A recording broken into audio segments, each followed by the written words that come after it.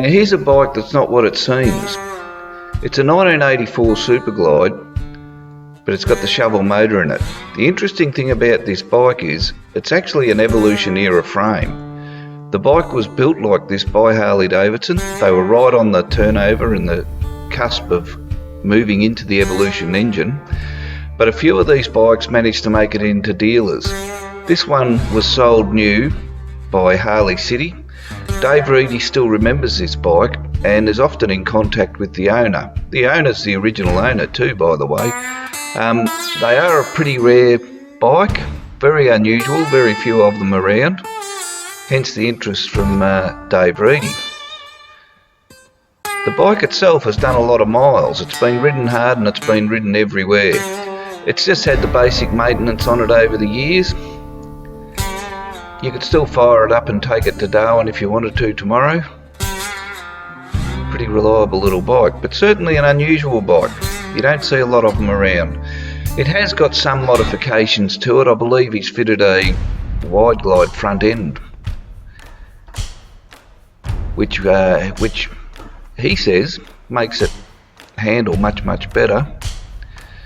But there will be little bits and pieces, but overall still a pretty original bike.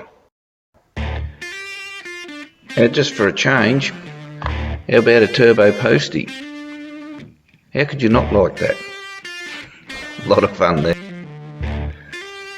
And back to Harleys. This is Wayne's K Series Sportster. Pretty rare little bike, made from 1952 to 1956.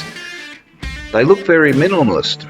It looks like there's bits missing off this bike, but the truth is they were a very minimalistic bike. This bike's not too far off original condition. Obviously the paint's been changed over the years, but it's also just about a running bike.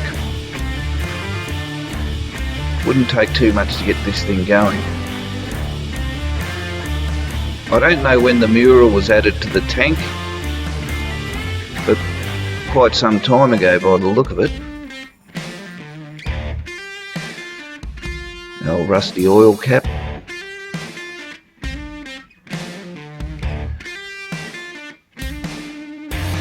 And a pretty large peanut tank. We think of the 883 Sportster peanut tank usually.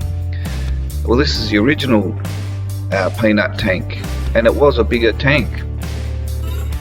They look good. There's a lot about the K series that you see in the later model sporties too.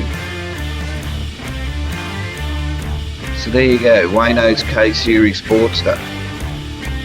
Dragged it out of the shed for Kerang show and shine. It attracted a lot of comments and it was great to see it there.